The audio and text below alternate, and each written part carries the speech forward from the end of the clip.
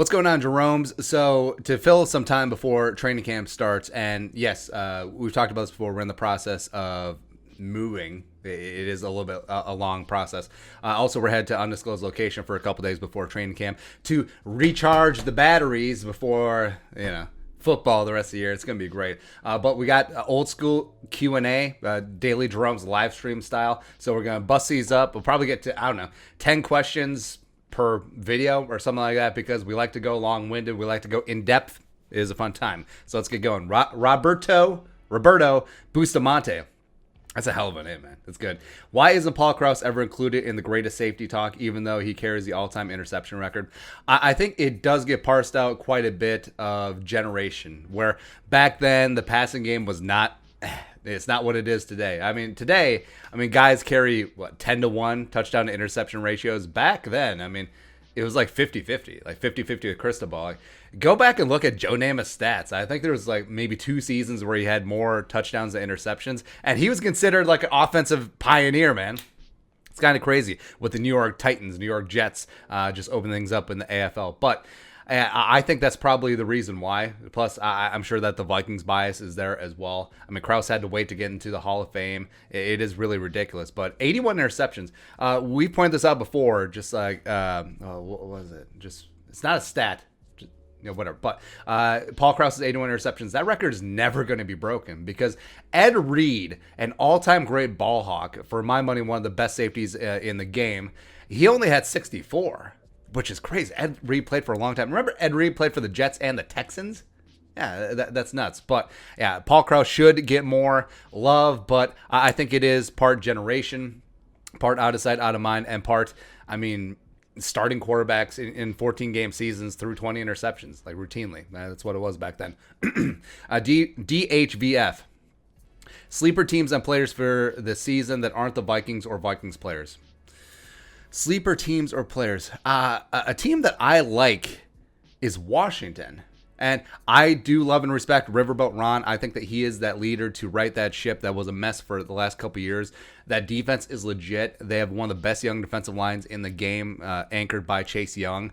And Scary Terry, Curtis Samuel, Antonio Gibson, year 2. Logan Thomas, a former Virginia Tech quarterback, is turning himself into something decent at tight end. Plus, Fitztragic, man. Fitztragic or Taylor Heineke, probably going to be Fitzmagic. But, they might have something going. Like, they might have something going in the DMV. Yeah, you know me. So, at Washington, in a very winnable division, the NFC least, I think they can make some noise. They made the playoffs last year. They gave the Bucs a run in the wild card round. So go ahead. Sleeper players. Well, I guess Darnell Henderson now. Because Cam Akers is my guy. I feel really bad for Cam Akers. Baby Dalvin Cook. He finally took hold of the job, and I think that he was going to go boom this season, but towards Achilles. But Darnell Henderson is a guy, like if you play deep fantasy, like you know about him, formerly of, was it Memphis? I want to say just always a failure to launch, just never really got it done. So Darnell Henderson, I'll put up there. J.K. Dobbins with the Ravens, because they want to be a run-heavy team. And if you have a quarterback that runs a lot of read option, it really frees things up for the running back because you generally face one less guy in the box. Well, not one less guy in the box, but one less guy at the point of attack. You usually have numbers when you're running downhill. You look at the Broncos with Tebow, with Willis McGahee and Lance Ball. I think Lance Ball might have had a 1,000-yard season. It was up there. So J.K. 2K Dobbins behind a pretty solid offensive line for the Ravens. They want to run the ball, and Lamar Jackson there, and Mark Ingram gone. They do still have Gus Edwards, but he's more of a tertiary back. I think J.K. Dobbins could be the bell cow. There. I'm sure there's other ones, but off the top of my head, that's what I got. Chad, how excited are you to see our We Have the Meats get to work this year? Should be an upgrade in the run stuffing game. I can't wait. Yeah, even with Pierce up on blocks for the beginning of training camp, which is fine. I'm not overly concerned to get that calf right, make sure that he's ready for the regular season. I am a little bit concerned, a leg injury on a 350-pound dude, worried about cardio once he does get back, but I don't know. He could swim. I guess he can do all. He can get pool cardio with all the 80-year-old people at the YMCA. Yeah, he can do that to stay in shape.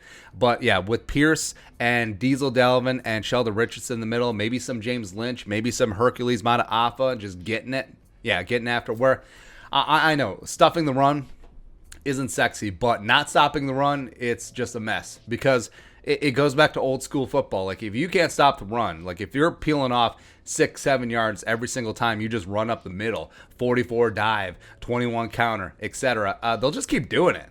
Like it's completely low risk, and you don't have to go out chucking the ball where you could have a turnover, you could have a sack, you have a strip sack. Now, like we'll just pound it down your throat, especially towards the end of the season where Eric Hendricks was out with that calf injury. Yeah, I mean, teams could and should still be doing that. We're not going to get to 10 questions, are we? We got through 3, and we're 5 minutes in. Miles, most iconic Vikings play for each season of the last 5 years. DJ Wham strip sack on Rodgers was 2020s. Let's see. So 2016, I guess that'll be 5 years. Oh, like the Kendricks, what was it, a pick six or was it a strip six in Tennessee? That was a good play. I like that one. The Linval rumble for a touchdown against the Eagles and then sucking on oxygen afterwards. That was great. That was a good one. That was 2016, right? Had to be. 2017, Minneapolis Miracle. 2018.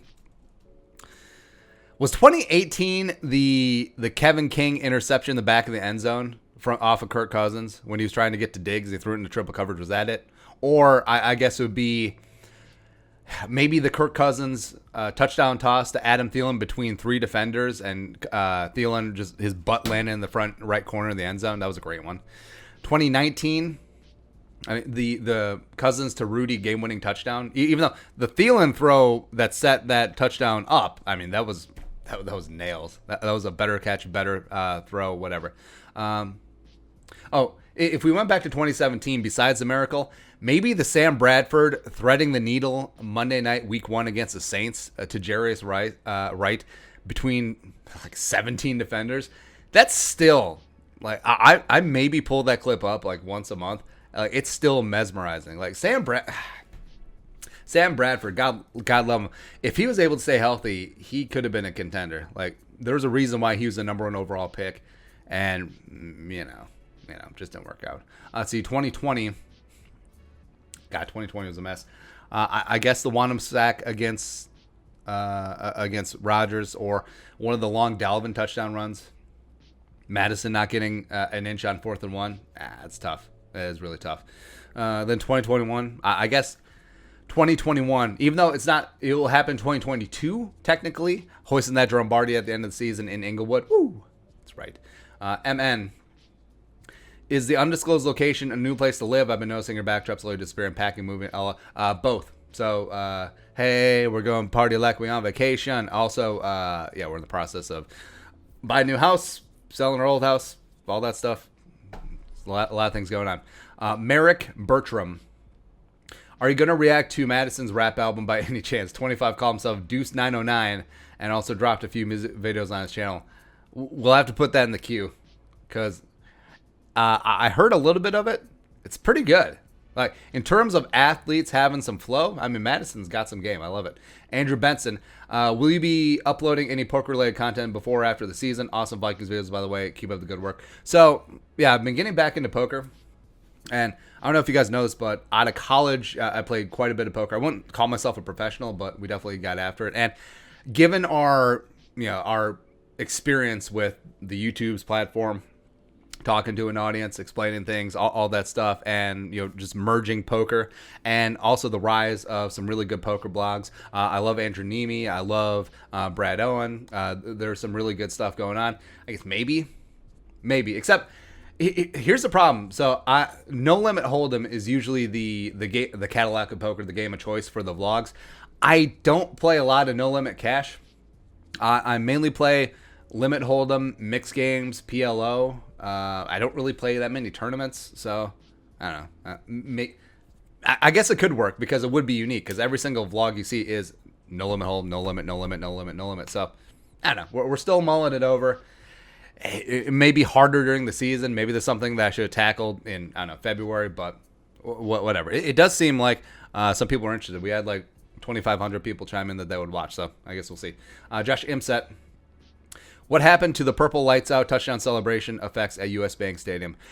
Now, this is unconfirmed, but I vaguely remember at the time, was it 2016? Yeah, 2016 they got in the U.S. Bank Stadium.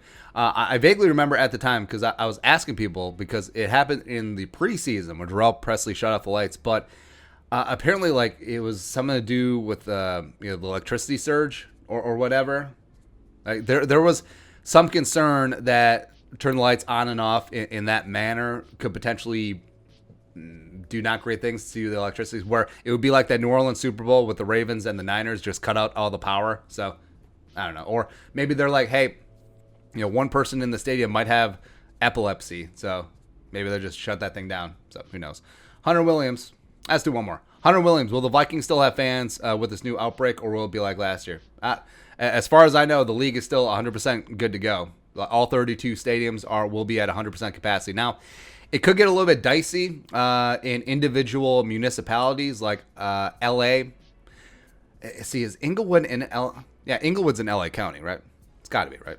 Because it's right near the airport. So I don't know how that will affect attendance at Chargers games, even though Chargers, only fill their stadium like a third anyway, or Rams games or the Super Bowl. So as far as everything here in Minnesota, it seems to be hunky-dory, good to go, full capacity, no masks. So I guess we'll see. One more.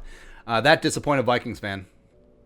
From a filthy West Coaster, the Seahawks Vikings will be my first time in Minnesota. Any food recommendations or must-see things while I'm over there? Keep up the good work, Skull. Hey, thanks for coming over. So I'm guessing this is your first time in Minnesota? Probably. But, of course, our people at the Blue Door Pub, they're not sponsored anymore, but love them. Absolutely go support them.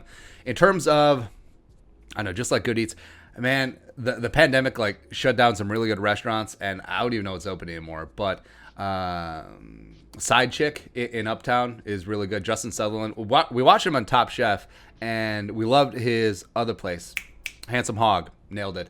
It's just really, really good. And something I always recommend if you're from out of town is get a place on Nicolay Mall. So it's a couple blocks from US Bank Stadium, so you could walk to the game. But that strip area, lots of restaurants, lots of bar. Brits Pub is always a great spot to go to. And then the local. Is the local still open? Local's a great place too. And it's down near Manny's and Murray Steakhouse, Fogo de Chow's down there, like all the good spots. And then just hop on the train. Hop on the blue line, green line, whatever line you want to do, and just go up and down. You can make a couple stops. Have some libations, get some dinner, and just see the sights. Because Minneapolis, it's a great city. Even though we certainly do have our issues. I love St. Paul. St. Paul is just an absolutely gorgeous ass city, and it's beautiful. So yeah, just go experience the entire Twin Cities. Nicolay Mall, it's a centralized location. It's near the stadium. And what's the name of that Mobile 66 gas station that's right near US Bank Stadium? They have really good fried chicken. This is a fried chicken show, by the way. Get to Revival. Oh, son, Revival, amazing. Go to Revival, Minneapolis or St. Paul. I hope both locations are still open, and just order everything on the menu. Order everything on the menu. It's phenomenal. So yeah, do all that. There you go. But that's it. That is the first part of the Jeromes Q&A. Let us know your thoughts on our thoughts. Subscribe. You know what to do. Skull, production value.